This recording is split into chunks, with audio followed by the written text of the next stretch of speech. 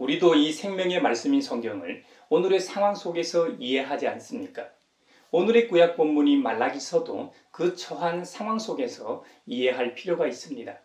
잘 알려진 대로 이스라엘은 우리나라처럼 남북으로 분단되었다가 각각 북이스라엘은 BC 722년 아시리아 왕 살마네셀에 의해 멸망하고 남유다는 BC 586년 바벨로니아 왕 느부갓네살에 의해 멸망하게 됩니다. 세계사적으로는 아시아, 아프리카, 유럽 세 개의 대륙이 만나는 지점이었던 이곳에 여러 문명과 제국이 번갈아가며 번성하였다가 멸망하게 됩니다. 말라기서 3장의 상황은 아시리아, 바빌로니아에 이어 페르시아 제국이 지배하고 있던 시대입니다. 그 말은 이스라엘이 페르시아의 속국이었다는 말입니다. 속국으로서 왕이 있을 수가 없고 있다고 해도 실권이 없는 허수아비 왕에 지나지 않았습니다. 페르시아의 정책에 따라서 종교적인 자유만을 누릴 수 있었다고 합니다. 이 시기는 우리나라의 조선 왕조 500년처럼 이스라엘 왕조 시대였던 사울로부터 위대한 왕 다윗과 지혜의 왕 솔로몬, 타락한 나라를 다시 세웠던 이 종교개혁의 왕 히스기야와 요시야, 그리고 마지막 왕 시드기야에 이르는 약 500년 왕제도가 없어졌던 시기입니다. 70년 바벨론 포로기가 끝나고 포로 귀환이 시작된 이후로서 솔로몬 성전 이후 제2의 예루살렘 성전이 완공된 시점이었습니다. 이 말은 성전이 파괴됨으로 예배가 사라졌었고 하나님의 인재의 상징이 사라졌고 하나님과 그분의 백성의 만남의 장이 없어졌는데 이제 다시 예배가 회복되고 하나님의 인재의 상징이 생겼고 창조주 하나님과 그분의 백성이 다시 만날 수 있는 자리가 마련되었다는 상징적 의미를 지닙니다. 이 얼마나 은혜로운 상황입니까? 그래서 왕제도보다 더 근본적인 언약제도인 제사장 제도를 통하여 새로운 신정 정치를 회복할 기회가 주어졌다고 볼 수 있습니다. 하지만 이 중요한 시대적 상황과 시점에 이스라엘과 백성들에게서 볼 수 있었던 것은 하나님 나라에 대한 식은 열심과 제사를 담당해야 할 제사장과 레위 자손들의 타락, 즉 백성들이 율법을 버리고 곁길로 가도록 가르쳤다는 겁니다. 심지어 하나님의 뜻을 따르지 않고 율법을 편파적으로 적용한 외식적인 종교인들이 많았다는 겁니다. 게다가 제사 때 사용된 제물 중에 눈먼 짐승을 바치고 절뚝거리거나 병든 짐승을 제물로 바쳤다는 겁니다. 형식적인 종교 행위가 편만했다는 것이죠. 사회적 타락도 이루 말할 수 없는 실정이었다는 겁니다.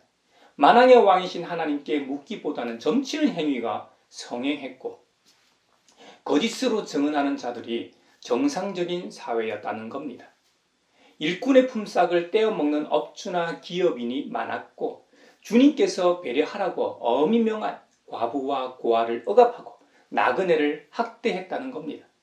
그리고 하나님을 경외하지 않는 자들을 거짓 증언하는 증인으로 세워 그 땅의 정의가 사라지게 했다는 겁니다. 이들은 바벨론 포로에서 귀환한 지 얼마 되지 않은 자들입니다. 국가 재건하는 시점에서 이런 일들이 벌어졌다는 것은 매우 심각한 상황일 겁니다. 이런 일은 우리나라가 일제강점기에서 벗어나 새롭게 시작하는 상황에서도 비슷하게 나타나지 않습니까? 일제 앞잡이 하던 자들이 국가 요직에 앉아 지금까지 그 권력을 누리고 있으니 말입니다. 하나님께서는 이제 정죄와 심판을 통해 새로운 시작을 알리십니다. 그래서 말라기 오늘 본문에서는 새로운 지도자의 임재와 그의 사자를 보내시겠다고 약속하시는 것입니다. 사실 역사의 문제는 언제나 지도자의 문제였다고 해도 과언이 아닐 것입니다. 민중의 의식개혁을 통한 아래에서의 변화가 좋은 것이나 근본적인 치유책이 아닙니다. 조선말 동학혁명도 그랬고 최근의 촛불혁명도 마찬가지였습니다. 민중의 기대와 열망으로 새롭게 시작했지만 기존의 것을 갈아엎길 원하지 않는 세력들의 저항이 얼마나 센지 우리는 목도하고 있습니다. 지금이 은폐가 가능한 시대도 아닙니다. 기존의 언론이나 이 미디어 매체를 통한 왜곡되는 가짜 뉴스로 국면 전환을 시도하고 다른 이슈의 프레임으로 가해자와 피해자가 뒤바뀌기도 합니다. 이전에는 얼마나 더 심했겠습니까? 그래서 대한민국이라는 배가 바른 항로로 가기에 아직도 한참 멀었다는 생각이 듭니다. 하나님 나라의 관건은 언제나 하나님께서 직접 보내시는 예언자와 같은 지도자가 관건이었습니다. 구약의 여러 예언서 중 가장 마지막 책에서 특별한 점이 하나 있습니다. 하나님께서 더 이상 예언자를 보내시는 것이 아니라 창조주 하나님 자신이 직접 역사의 무대에 새로운 지도자로 직접 등장하신다는 점입니다. 신의 직접 등장을 말라기 3장 1절에서는 이렇게 묘사합니다. 내가 나의 특사를 보내겠다. 그가 나의 길을 닦을 것이다. 여기서 보내시는 주체이신 나는 하나님이시고 특사는 파송을 받은 초림의 주님 그리스도를 가리킵니다. 사실 역사의 무대에 창조주께서 보일 수 있게 등장하시는 것은 이때까지 단 한 번도 없었습니다. 만왕의 왕이신 주님께서 인류의 역사 가운데 직접 나타나실 때 미리 길을 알리는 사자가 있다는 점은 암행어사가 출도할 때 보면 암행어사 출도요 하고 앞선 자가 이렇게 큰 소리로 알리지 않습니까? 또 조선시대에 영의정, 좌의정, 우의정과 같은 삼정성이 아니더라도 높은 대감이 지나갈 때는 반드시 수행원이 앞서서 예를 이런 식이죠. 형조, 판소, 누구누구 대감 납시오 이렇게 길을 비키라는 것이죠. 왕이 행차할 때는 일반 국민들은 땅바닥에 엎드려 고개조차 들 수 없지 않았습니까? 하나님께서 역사에 등장하시는 장면도 마치 이와 비슷한 것처럼 보입니다. 하지만 다른 점이 있다면 그분은 겸손하여 나귀, 그것도 어린 나귀 새끼를 타신다는 겁니다. 그리고 세상에 등장하시는 그분을 알리는 사람도 마치 미친 사람처럼 광야에서 외치는 자의 소리였다는 것이죠. 심지어 그분은 출생 후 있을 곳이 없었다고 합니다. 요즘 그 흔한 호텔도 아닙니다. 여관 빵도 없어서 말이나 소, 돼지 같은 가축들이 먹는 먹이를 담아두는 여물통에서 태어나셨다고 성경은 기록합니다. 2000년 전 사람들은 아주 오랫동안 자신들을 구원해 줄 메시아, 구주를 기다려왔습니다. 하지만 정작 그 주님이 진짜 오셨지만 알지 못했습니다. 심지어 그분을 십자가에 못 박아 죽였습니다. 하나님은 항상 인간의 역사적인 예상을 깨뜨리시고 임재하셨습니다. 다시 오시는 재림주 예수님께서도 역시 인간의 예상을 깨뜨리시고 임재하실 것입니다. 다시 오시는 주님의 등장에 누가 견디어내며 살아남겠느냐고 묻습니다. 금과 은을 연단하는 불과 같이 표백하는 잿물과 같이 연단하신다는 겁니다. 이 말은 두 가지 의미가 있는 것 같습니다. 하나는 하나님의 불가항력적인 은혜로 금과 은을 연단하는 불과 표백하는 잿물 속에 들어가 하나님 앞에 불경건하고 흠 있는 것들은 다 소멸되는 심판을 의미합니다. 또 한 가지 의미는 말라기 당시 지도자로서 타락한 제사장과 레위 자손과 같은 지도자들이 타락한 모습에서 온전한 지도자로 거듭나게 되어 그 결과 그들이 의로운 제물을 드리게 된다는 의미입니다. 지도자들이 새롭게 거듭남으로 인해 그들이 가르치고 또 지도하는 이 일반 백성들이 새롭게 된다는 겁니다. 성전에서 드리는 예물이 먼저 자원하는 심령으로 드려지게 되기 때문에 하나님께서 기뻐하시는 예물이 된다는 것이죠. 앞서 언급하였던 이 말라기 당시 상황이 달라진다는 겁니다. 당시 사회적 타락상이었던 이 점치는 행위나 고아와 과부들은 이 사회적 약자들을 돌아보며 배려하게 된다는 겁니다. 또한 하나님을 경외하지 않는 자들을 정인으로 채택해 잘못된 판결을 내리는 그런 추악한 모습들이 사라진다는 겁니다. 하나님을 두려워하지 않을 때 생기는 현상들이 다 사라지게 된다는 것이죠. 이런 모습이 어렴풋이 나타나는 장면이 누가복음에 있습니다. 디베리오 황제, 세계사적으로는 티베리우스 황제의 통치 15년째 해의 일입니다. 사실 누가가 이렇게 역사 사실을 기록한 것은 연대기적으로 정확한 연대를 제공하는 데 그 목적이 있지 않습니다. 역사의 이 시간에 구속사의 결정적 사건을 연관시키기 위함입니다. 참으로 이 흥미로운 점은 그 결정적인 사건은 하나님의 말씀이 광야에서 세례자 요한에게 임함으로 시작한다는 점입니다. 마치 태초에 하나님이 말씀으로 천지 만물을 창조하신 것처럼 말입니다. 태초에 천지를 창조하신 그 말씀이 시공간을 운행하시다 티베리우스 황제 통치 15년째 광야에서 수도 생활하던 세례자 요한에게 임한 것이죠. 누가는 이사야 40장 3절 이하를 인용함으로써 세례자 요한이 하나님이 보내신 그 예언자임을 설명하고 있습니다. 특히 광야에서라는 말은 단순히 물리적인 장소를 말하는 것이 아니라 세례자 요한이 이사야서 40장에서 약속된 광야에서 외치는 자이면서 그 예언의 성취임을 가리킵니다. 세례자 요한은 특히 회개의 세례를 외쳤습니다. 이 광야에서 외치는 자의 소리는 국가적 혹은 율법적 의의 개념이 아니라 하나님을 향한 윤리적으로 종교적으로 돌아서라는 것입니다. 이 속옷을 두 벌 가진 사람은 없는 사람에게 나누어 주고 먹을 것을 가진 사람도 그렇게 하라는 겁니다. 또한 일한 것 이상으로 더 받으려고 하지 말라는 겁니다. 또 협박하여 억지로 빼앗거나 거짓 고소를 하여 빼앗거나 속여서 빼앗지 말고 너희의 봉급으로 만족하라는 겁니다. 더 정확히 말하면 세례자 요한이 베푼 세례의 의미는 죄 사함을 위한 준비적 성격의 세례였다는 겁니다. 세례자 요한이 베푼 세례는 죄 용서를 가져다 주는 회개의 표현이었던 것이죠. 그런 점에서 세례는 회개와 분리될 수 없습니다. 또한 세례는 믿음과도 분리될 수 없는 것이죠. 구원자 예수 그리스도를 보내신 하나님을 믿기 때문에 회개하고 세례를 받는 것이죠. 그러므로 세례는 믿음과 회개와 분리될 수 없는 것입니다. 이미 오심과 다시 오심 사이에서 살고 있는 우리의 입장에서는 이 세례라는 것이 종말론적 구원시대의 도래를 준비하는 행위입니다. 세례자 요한이 오시는 메시아를 향하여 백성들이 마음을 활짝 열어 반응하도록 준비시킨 것처럼 오늘날 베풀어지는 세례는 이미 오신 초림의 주님으로 인해 이미 구원받은 것에 대한 감사와 다시 오시는 주님, 즉 하나님 나라의 도래를 예비하는 거룩한 행위인 것이죠. 이사야서 40장 3, 4, 5절을 인용한 누가복음 3장 4, 5, 6절은 오늘 본문을 보면 광야에서 외치는 이의 소리가 있다. 너희는 주님의 길을 예비하고 그 길을 곧게 하여라.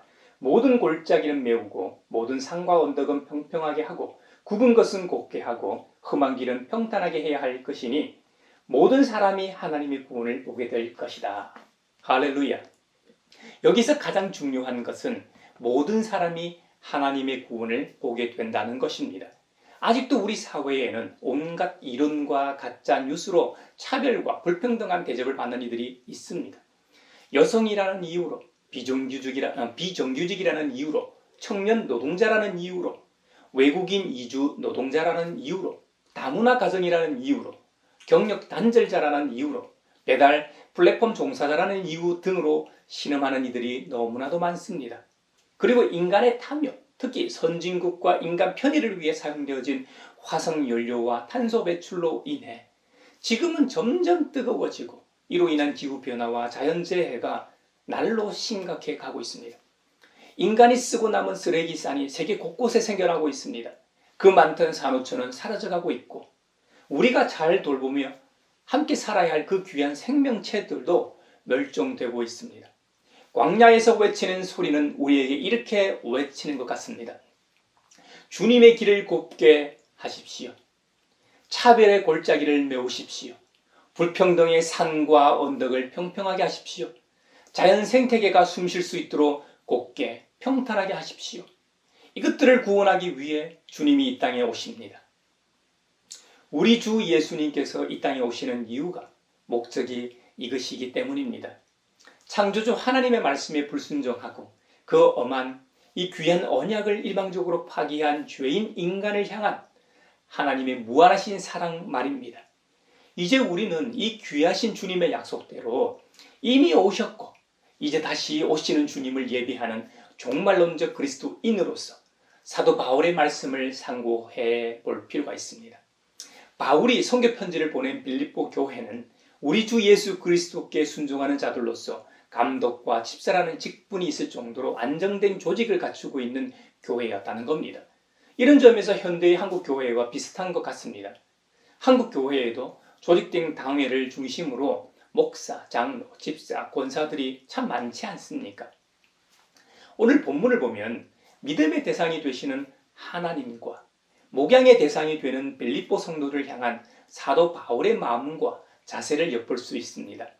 원어 성경에서 오늘 본문은 유카리스토 토 데오, 즉 나는 하나님께 감사드립니다로 시작합니다. 사도 바울은 감사하는 사람이었다는 겁니다. 데살로니가전서 5장 18절에 보면 범사에 감사하라, 즉 모든 일에 감사하라고 권면합니다. 이것은 예수 그리스도 안에서 우리를 향하신 하나님의 뜻이라는 겁니다. 이것이 그리스도인들의 마음가짐이며 자세라는 것이죠. 이것이 그리스도인의 참 모습임을 보여주고 있는 것이죠. 사실 우리가 살아가는 세상에서 고마운 일이 있으면 고맙다, 미안한 일이 있으면 미안하다고 말하는 것이 관계에서 굉장히 중요하지 않습니까? 이런 말을 할 줄 모르는 사람은 관계가 좋을 수가 없습니다. 100년 가약을 맺은 부부 사이에서도 이런 말은 자주 하는 것이 좋은 것 같습니다. 말 안 해도 다 알지. 뭘 다 압니까? 말 안 하는데 어떻게 알겠습니까? 우리가 전지전능하신 하나님입니까? 말 안 하면 절대 모릅니다. 저의 부부 경우에는 이런 말을 수시로 합니다. 치약을 칫솔에 이게 발라줘도 서로 고맙다고 항상 표현을 합니다. 지나가다 살짝 부딪혀도 미안하다고 표현합니다. 그러다 보니 항상 이 상대를 배려하게 되는 것 같습니다. 가양교회와 성도들, 그리고 이 영상을 보시는 분들도 데살로니가전서 5장 18절의 말씀처럼 항상 모든 일에 감사하시는 분들이 되셨으면 좋겠습니다. 사실 빌립보 교회와 이 성도들을 향한 바울의 감사는 놀라운 것입니다. 물론 본인이 선교지에서 개척한 교회였기 때문에 당연한 것처럼 보입니다만, 현재 바울이 처한 상황이 매우 어려운 형편이라는 점을 감안하면 쉬운 표현은 아닙니다. 빌립보서는 옥중서신 중 하나입니다. 자유로운 몸이 아니라 복음을 전하다 옥에 갇힌 신세라는 말입니다. 거기다 그를 오해하거나 심지어 대적하는 사람들도 주위에 있었기 때문에 정말 어려운 상황이었습니다. 어떤 이들은 처음에 복음을 받아들이고 신앙생활 잘 하다가 지금은 복음을 대적하는 이들도 있었기 때문에 자괴감도 들고 정말 괴로운 상황이었을 겁니다. 그런데도 사도 바울은 나는 감사드립니다로 첫인사를 하고 있습니다. 사도 바울의 감사의 방식은 참으로 인상적입니다. 먼저 그 대상을 생각할 때마다 감사했다는 겁니다. 그 말은 상대의 부족한 부분을 계속 생각하고 묵상했다는 의미가 아닐 겁니다. 이 세상에 부족한 점이 없는 사람이 누가 있겠습니까? 그 모나고 짜증나고 부정적인 면보다 그 대상의 긍정적인 이 감사거리를 생각했다는 의미일 겁니다. 그것도 안 되면 일단 감사부터 해보십시오. 그러면 성령님께서 우리에게 감사한 부분들이 생각나게 하실 겁니다. 이것이 그리스도인인 우리 안에 내주하시는 성령님의 역사입니다. 사도 바울의 또 다른 감사 방식은 기도할 때마다 감사했다는 겁니다. 빌립보 교회와 성도들을 향한 끊임없는 기도 생활이야말로 감사의 진정한 표현일 겁니다. 한마디로 감사와 기도는 분리될 수 없음을 보여줍니다. 여러분, 감사와 기도는 동반자임을 기억합시다. 그러므로 저와 여러분이 기도의 사람이라면 우리는 감사하는 사람일 수밖에 없다는 것이죠. 감사 없는 기도는 열매 없는 나무와 같음을 기억합시다. 또 기도 없는 감사는 뿌리 없는 나무임을 명심합시다. 여러분, 기도하는 행위는 기도의 대상이 되시는 하나님을 믿고 의지한다는 말 아닙니까? 주님께 의존한다는 의미이죠. 기도한다는 것은 어떤 경우에도 인간이 스스로의 힘으로는 할 수도 없음을 표현하는 것이죠. 모든 경우에 하나님을 의지할 때만이 살 수 있음을 고백하는 행위이죠. 그러므로 감사할 수밖에 없는 것입니다. 하나님을 믿고 의지하며 나아가는 자들이 어찌 감사하지 않을 수 있겠습니까? 우리 그리스도인들은 혼자 사는 사람들이 아닙니다. 전능하신 창조주 하나님과 함께 동행하며 사는 자들입니다. 우리는 하늘 시민권자로서 감사하며 기도로 살아야 합니다. 이제 2021년을 마무리하고 2022년 새해를 맞이해야 하는 12월 한 달을 보내고 있습니다. 감사할 수 없는 상황에 처해 있거나 하나님을 원망할 일이 있었다거나 기도가 안 나오는 상황이더라도 사도 바울처럼 감사하시길 바랍니다. 하나님께서 왜 여러분 각자의 처지와 상황을 모르시겠습니까? 그것을 통해 여러분의 믿음이 더 성장하길 원하시며 또 다른 신령한 은혜와 복을 주실 것을 믿으시기 바랍니다. 그러면 기도가 나옵니다. 우리 주님의 거룩한 성령께서 우리의 마음을 어루만지시고 새 힘을 주시기 때문입니다. 다시 일어설 힘을 주실 겁니다. 이것이 우리의 참 모습입니다. 모든 일에 범사에 감사하는 것이 우리 그리스도인의 참 모습임을 다시 한번 우리 기억하고 명심합시다. 본문인 빌립보서에서는 사도 바울의 일편단심이라고 할까요? 믿음의 대상이 되시는 주님을 향한 그의 신앙관을 엿볼 수 있습니다. 빌립보서 1장 6절에 보면 이런 구절이 있습니다. 선한 일을 여러분 가운데서 시작하신 분께서 그리스도 예수의 날까지 그 일을 완성하시리라고 나는 확신합니다. 우리가 살아가다 보면 이해할 수 없는 일들이 생기기 마련입니다. 내 뜻과 맞지 않을 때 감사하기 참 어렵습니다. 하지만 그 감사는 우리의 힘으로 하는 것이 아닙니다. 감사할 수 있는 힘을 주시는 분도 바로 하나님이십니다. 그래서 그 하나님을 향한 믿음이 견고해야 합니다. 어떤 상황에서도 주님은 우리를 붙들고 계시다는 그 확신이야말로 우리의 믿음의 뿌리입니다. 아기들이 그 부모를 하나님처럼 믿고 확신하는 이유가 무엇입니까? 부모이기 때문이죠. 더 정확히는 나에게 먹을 것을 주고 죽지 않고 살게 하는 존재이기 때문입니다. 배고프다고 울면 반드시 젖을 주기 때문입니다. 말할 수 없는 갓난아기는 울 수밖에 없습니다. 그것이 표현의 전부이기 때문입니다. 할 수 있는 유일한 표현이기 때문입니다. 그리스도인이 하나님을 향해 표현할 수 있는 유일한 방법이 바로 기도일 겁니다. 그 기도가 바로 하나님에 대한 신뢰요, 확신에 근거한 것 아닙니까? 그러니 우리도 사도 바울처럼 하나님을 절대적으로 신뢰하도록 합시다. 그리고 빌립보서 1장 7절에 보면 또한 이런 구절이 있습니다. 내가 여러분 모두를 이렇게 생각하는 것은 나로서는 당연한 일입니다. 내가 여러분을 내 마음에 간직하고 있기 때문입니다.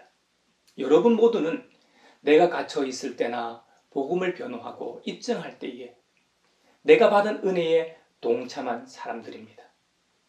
여러분을 향한 내 마음, 그리고 내가 여러분을 얼마나 사랑하는지, 그것도 우리 주님 예수 그리스도의 심정으로 여러분을 얼마나 사랑하는지, 또 얼마나 그리워하는지 하나님께서 증언하여 주신다는 겁니다. 이런 내가 여러분을 위해 기도하는 내용은 여러분의 사랑이 지식과 모든 통찰력으로 더욱더 풍성하게 되는 것이라는 겁니다. 왜 여러분의 사랑이 지식과 모든 통찰력으로 더욱더 풍성하게 되어야 하느냐? 그것은 빌립보 성도들이 가장 좋은 것이 무엇인가를 분별할 줄 알게 하기 위함이라는 것이죠. 그러므로 인해 빌립보 성도들이 그리스도의 날까지 순결하고 흠이 없이 지내며 예수 그리스도께서 주시는 의의 열매로 가득 차서 하나님께 영광과 찬양을 드리게 되기를 바라기 때문이라는 겁니다. 여러분, 목회자로서, 선교사로서 참으로 감동적인 기도입니다. 바울은 그가 목숨 걸고 선교한 그들을 위해 중심으로 그들을 위해 기도하고 있음을 느낄 수 있습니다. 가향교회의 목회자로서 저도 바울과 같은 마음을 가지길 기도하며 바랍니다. 또한 현재와 앞으로 가향교회 성도인 여러분을 우리 주 예수 그리스도의 심정으로 사랑하겠습니다. 이 일에 살아계신 하나님께서 전하시기에 살도록 하겠습니다. 우리 가향교회와 성도들, 그리고 목회자인 제가 다시 오시는 우리 주 그리스도의 날까지 순결하고 흠이 없이 지낼 수 있기를 바랍니다.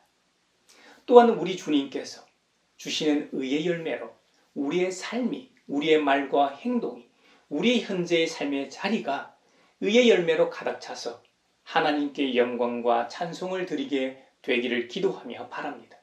특히 우리의 가정에서, 우리의 직장과 삶의 터전에서, 이 세상에서 우리가 만나는 모든 사람들 앞에서 우리 주님께서 주신 의의 열매가 나타나길 또한 바랍니다. 그로 인해 우리 하나님께 영광과 찬송을 돌릴 수 있기를 간절히 바랍니다.